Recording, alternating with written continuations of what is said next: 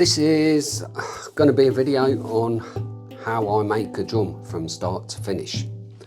You'll have to excuse me on the way I talk, but I'm just getting used to talking to the cameras, so I'm not used to that at all, but we'll get there in the end. Right, I have a deer skin here that's been in soak for 24 hours and it's looking quite good. When I start making a drum, I study the rawhide to find the best place and the most creative drum that I can get. If it was in the middle, then I would use the middle because I'm going to get the best looking drum, but that creates a bit more waste. You'll see what I'm doing. Now, in my opinion, the best part of the drum is just here. So what I'm going to do is make sure I want the skin to overlap. So we're going to get an edge all the way around here. So I've got to make sure this piece of wood is slightly wider than the frame, so when it comes over it will give me an overhang. So I've got to make sure that we position the drum, or where I cut out, in the right place. So that is fine this end. Yep, we've got 5mm spare this side.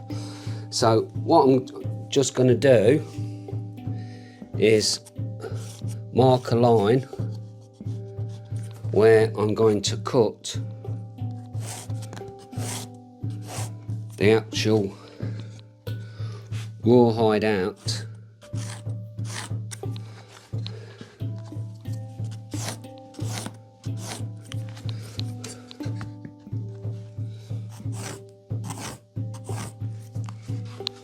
All the way around.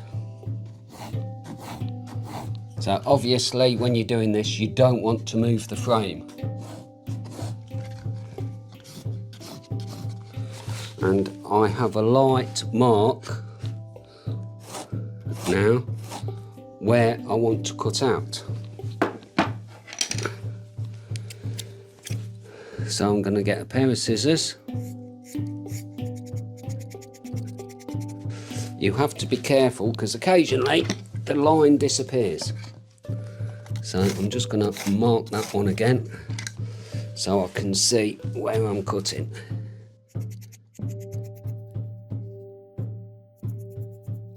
I have inspected the rawhide for holes and weaknesses, and in my opinion it's fine. So I'm just going to pull that down there. Now I know we're making a hexagonal drum, but the corners don't have to be to a point, purely because you'll see when we're actually cording the drum that the corners would be overlapping, so we don't particularly want that. So I'm just going to start from this end again. Cut out, we should have virtually, or hopefully, the same amount of overlap everywhere, which we have. Now we've got to put that to one side.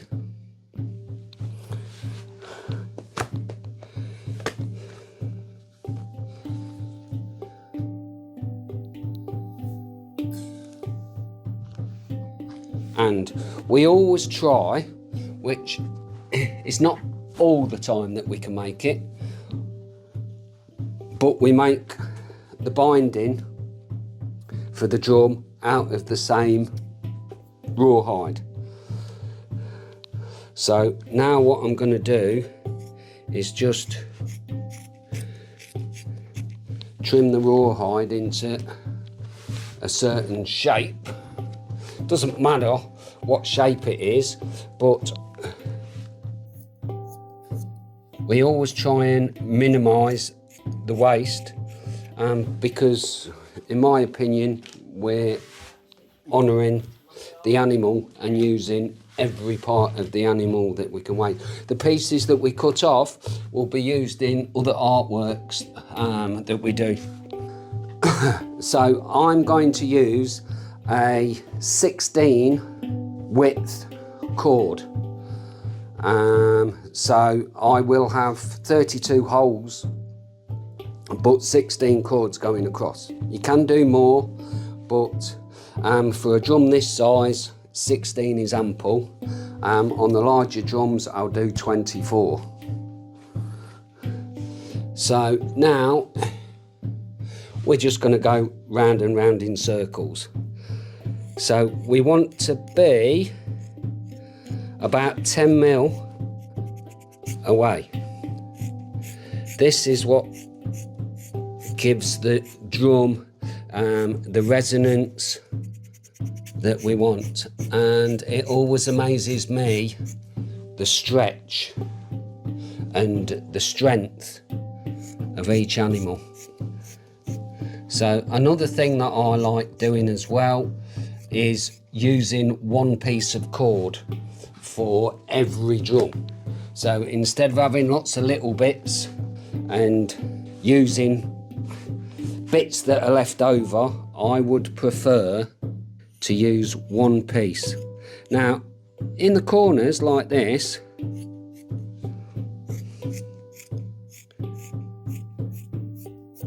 we've got a big piece there, and you think that's going to be weak, but we're just going to cut that, and that will straighten up when it's under tension. So I'm not worried about going round corners or anything like that. The good thing about this as well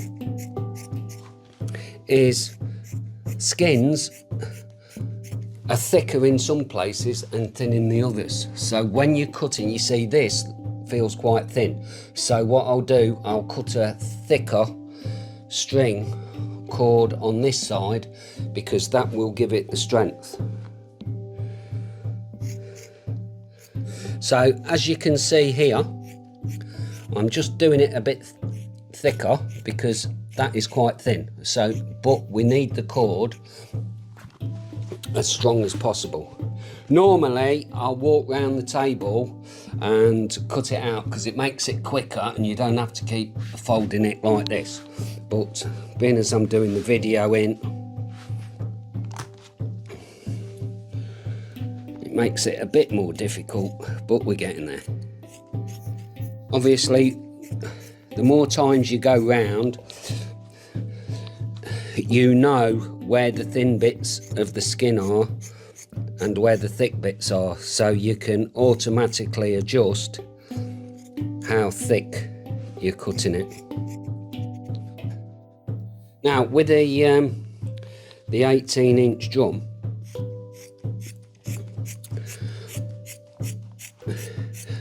I said that we were doing 16 chords. So my aim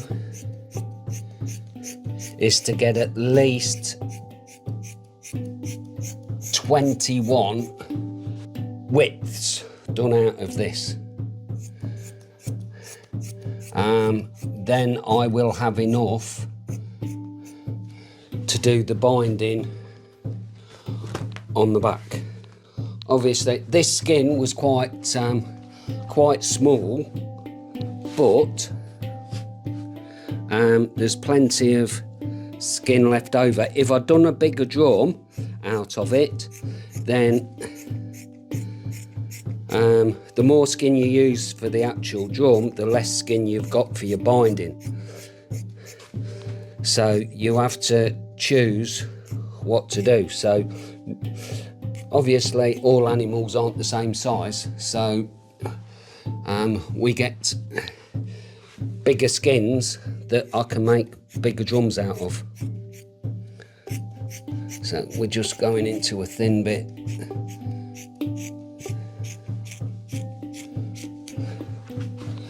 So all I do is go round and round and round.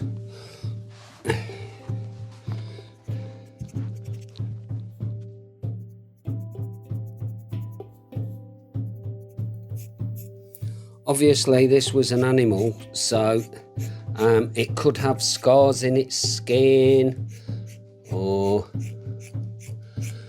so you've just got to be aware that if there's any scars, it might be a weak point. And there's nothing worse than the cord breaking when you're halfway through cording your drum.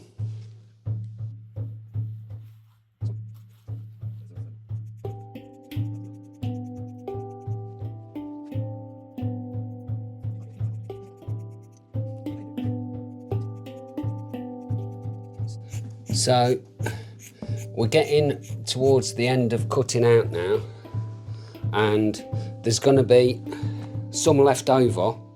The more you leave, then the more chance you've got of turning it into rattles, or using for headdresses, for any artwork that we do. So I don't like throwing things away. As Tina will tell you, you know, I'm a bit of a hoarder, but that's the way I like things, is we try and honour every bit of the animal. When I've cut this out, I normally do well, I do, not normally, I do a ceremony to bring the tree and the animal together as one. So the person that purchases the drum and the people that hear the drum will get pleasure from it, and it is a big thank you to the tree and the animal. So if you've got bits like that left over, as I say, don't worry, because we can trim and they'll still be as strong as anything. So I'm just going to go down to the end here.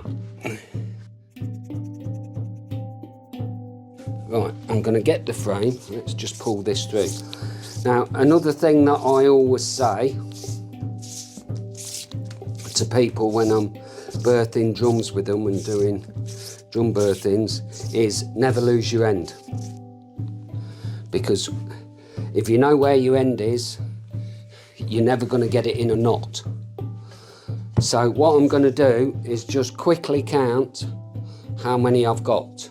So I'm going from longest to longest. So when it's round, obviously it doesn't make any difference. But with this, I'd preferably go long to long. Even though we're going to get cord there, you know, ½ inch or an inch makes quite a difference. So there's 1, 2, 3, 4, 5, 6, 7, 8, 9, 10, 11, 12, 13, 14, 15, 16, 17, 18, 19, 20, 21, 22. So I am happy that I've got enough cord.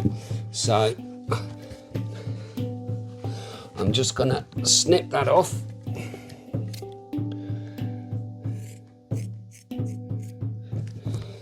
And that will be dried and used for a different artwork. Right, normally what I do, as I say, is combine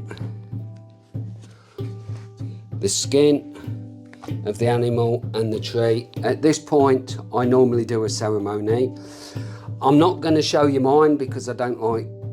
You can make your own mind up how to do your ceremony, but I use a smudger, and I say thanks.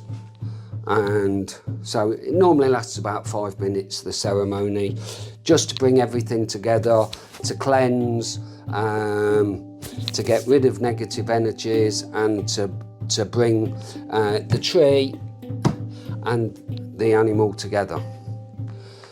So with the frame, all the sharp edges have been cut off, purely because the tension that we're going to give it, if it had a sharp edge, that will be a weak point, and eventually it will rub through the skin. So we don't want that. So these have been beveled and a nice smooth edge. One is bigger than the other, purely because one's the bottom and one's the top. So the one with a bigger curve on it goes onto the skin.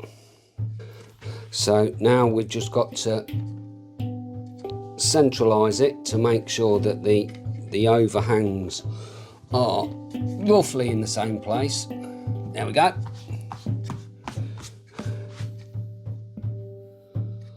I think that's about spot on. So now what we're going to do,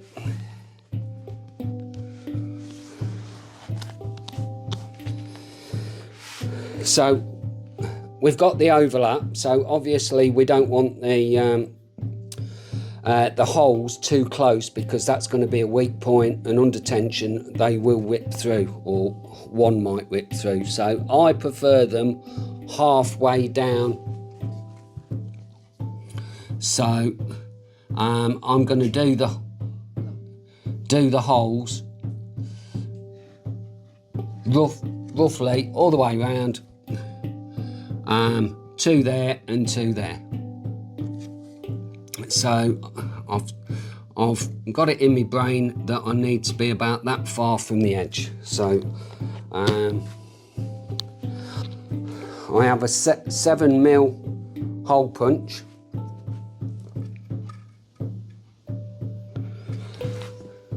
So I'm lining it just there and just there. You can line one there and one there, but with this one I'm going to do 2 holes there, 2 holes there, all the way around.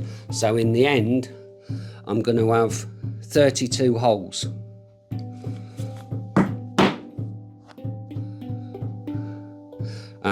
They need to be about a thumb width apart.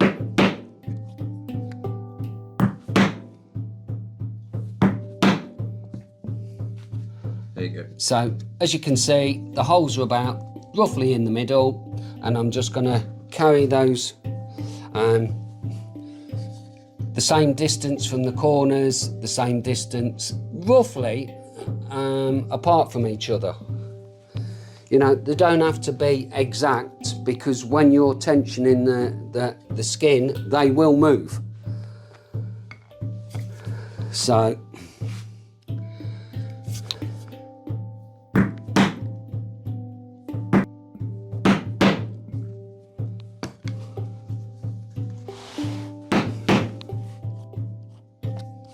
last 2. I did that in the wrong place, but never mind, it'll be okay. So now we have the 32 holes all punched in the right place. Let me just move the scissors and the pencil. We don't need that anymore. And we don't need that anymore.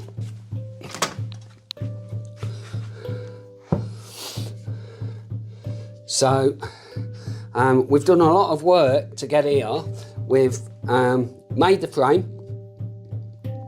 cut out the skin, cut out the cord, and this is the crucial bit, obviously. So what I'm going to do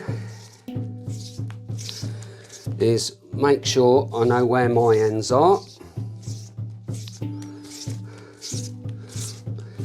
All this cord that I'm passing through my hands now has got to go through these holes. So I've got both my ends, I know where they are, so I'm never going to get a knot in the cord. Now what I'm going to do is feel the width of the skin, and I'm going to find the thickest part of the skin, which is just there. So I'm doing this back to front for the camera. So we are going to go in one hole, pull it through. Now I'm going to tie knots, just overhand knots on top of each other, because this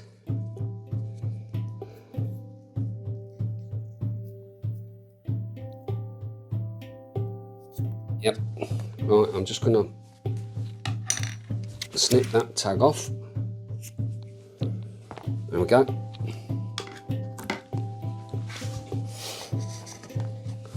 So, right, now we're going to start. So let me just pull this over here. Right, I'm going to turn that round.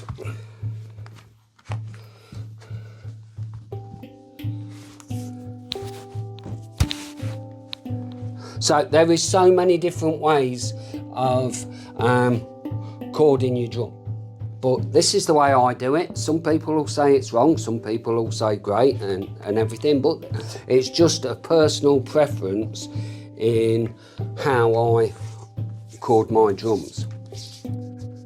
So we're gonna pull that through again.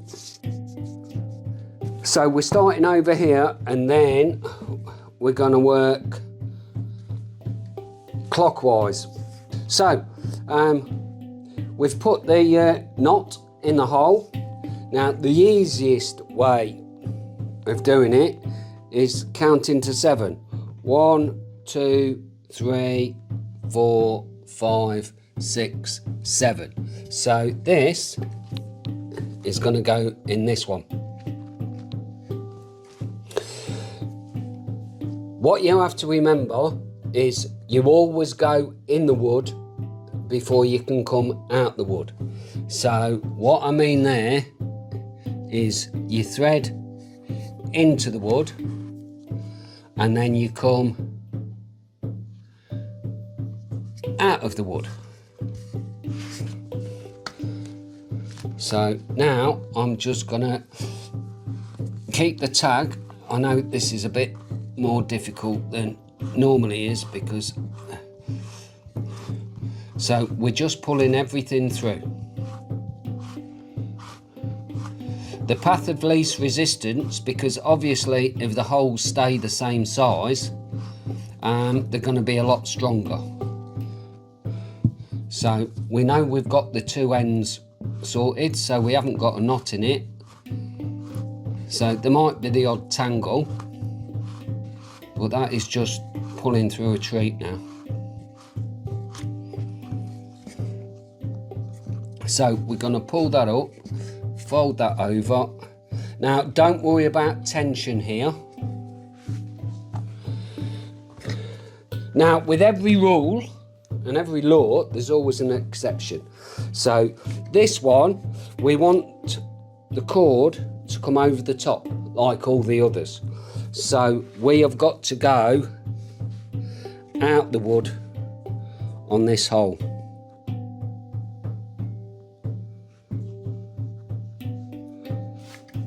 When I can see, yep. Right, so we're going to pull that all the way through. I'm just going to move it down there a bit, give me a bit more space to pull it through. And same again, there's only one hole, so try and get it the path of least resistance. And I always try and pile the cord on top of each other.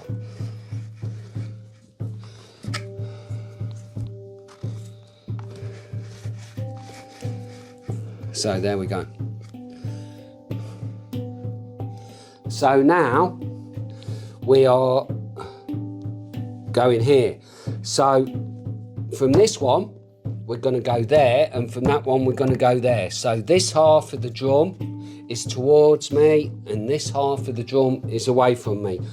And you always go in the first hole available. So we're going in the wood and out the wood. So we're going to pull this through all the way. Keep your ends separate so we've got no problems. And I'm just going to move that round there because it makes it easier.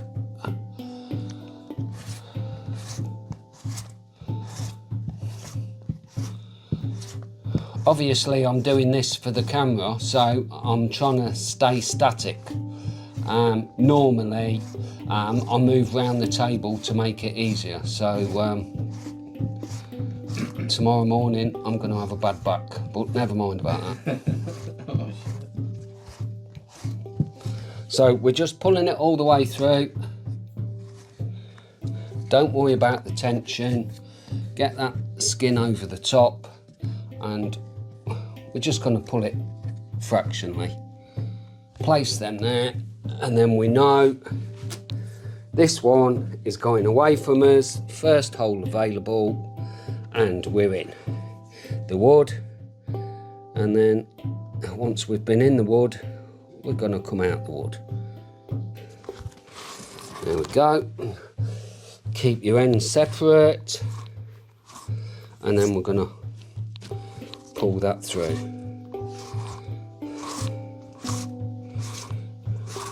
Now I'm going to do this all the way round.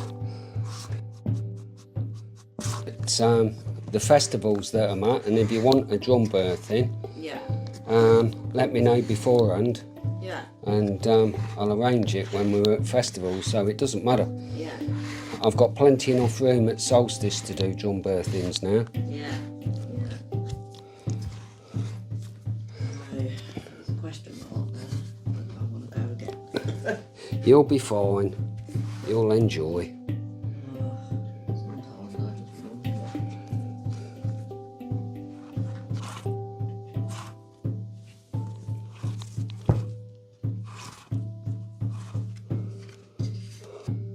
From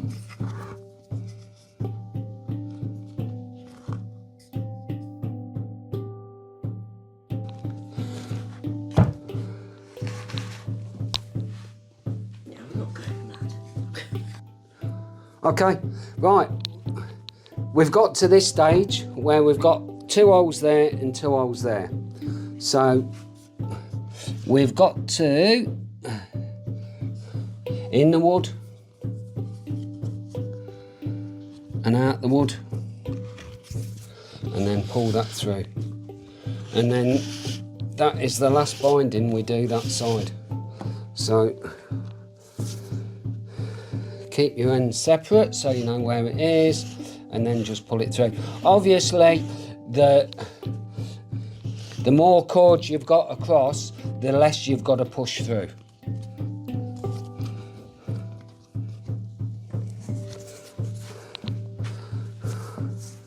So now, the last 2 holes, we're going in the wood and out the wood. So we're going to pull this through. So we have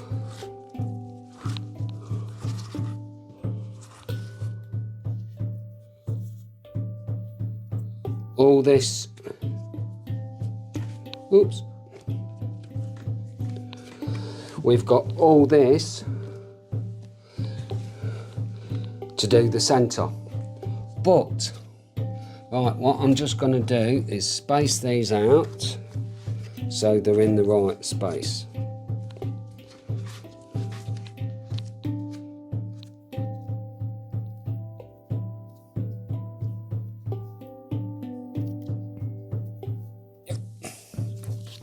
Okay.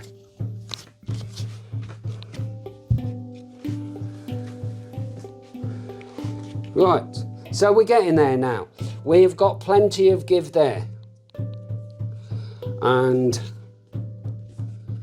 you know, plenty of give there. So this is where the resonance and the strength of the drum comes from. So what we're going to do, right, I'm just going to 1, 2, 3, 4. So we've got about 5 table widths of cord left over.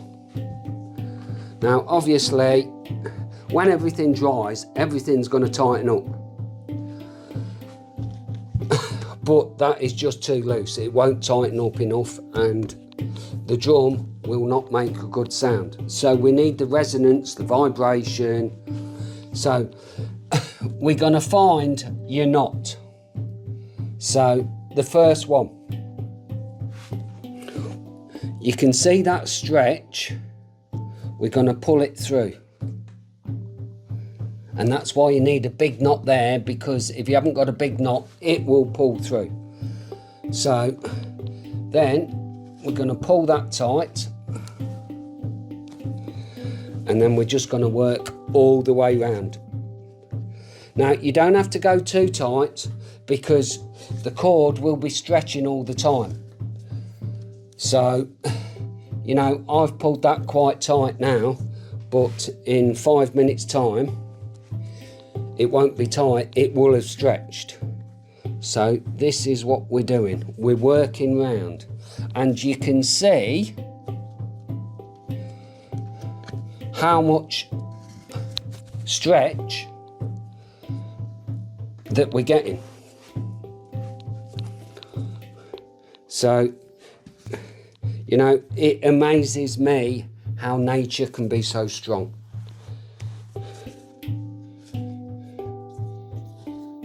You know, look, I've got a foot already.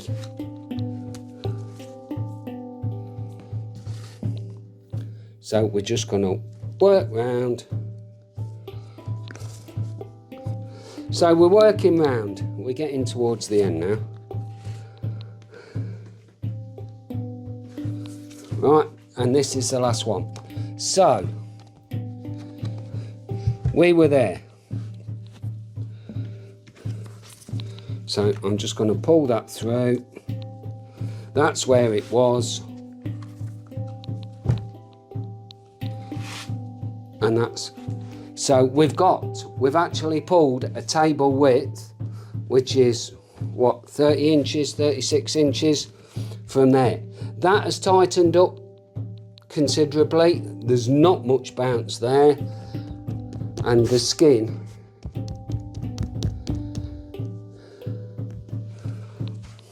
is tightening up. So I'm just going to leave that for nature to take its course. So everything stretches out and that will loosen up. So we're going to do it again, but in 5 minutes we'll let it stretch, and then we're going to stretch some more. We won't get a full table width, we might get half a table width, but bit by bit that will tension and that will tension, and that is what's making you drum.